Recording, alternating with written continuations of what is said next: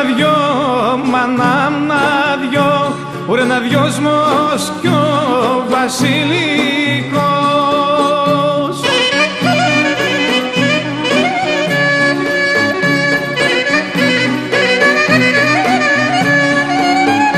Ουρε να δυόσμος κι ο βασιλικός, ουρε και το Μακεδόνι, κι εσύ πάντα ματάκια βρύσει.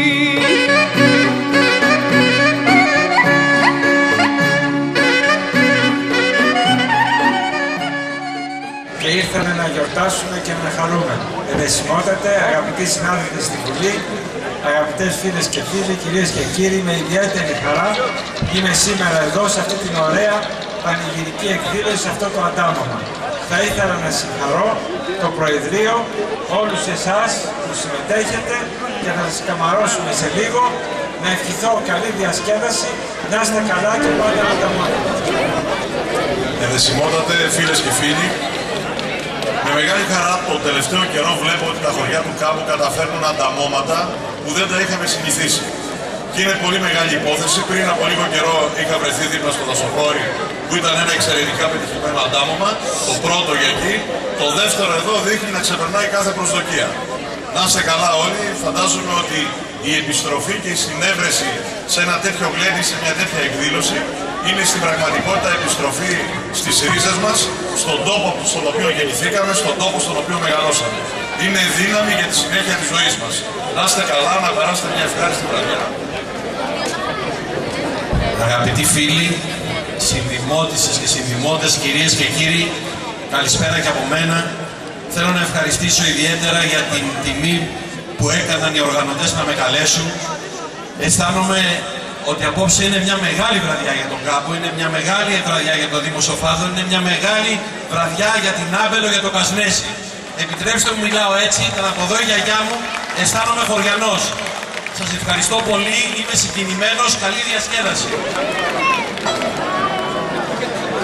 Ερεσιμότατε, κύριε Υφυπουργέ, κύριοι βουλευτές, συνάδελφοι της τοπικής αυτοδιοίκησης πρώτου και δευτέρου βαθμού, φίλες και φίλοι, είναι μεγάλη χαρά και τιμή για μένα που βρίσκομαι και στο δεύτερο αντάμωμα εδώ της Αμπέλου και από ό,τι μπορώ να κρίνω, πραγματικά το φετινό είναι καλύτερο από πέρυσι.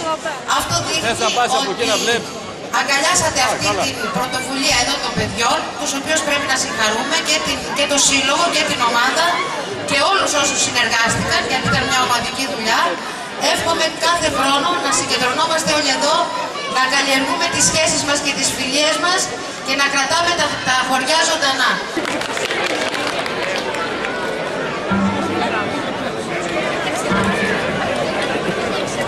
Το πρόγραμμα ξεκινάει με το τμήμα των γυναικών που θα χορέψει χορούζα από τη Θεσσαλία. Ένα μεγάλο χειροκρότημα στις κυρίες που με πολύ κόπο και μεράκι οργάνωσαν αυτό το χορό.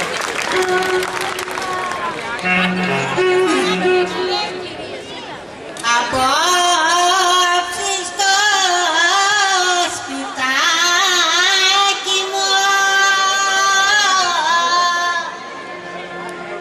μωρέ νιώχω χαράμιγα ανήρθωνα καιρό τον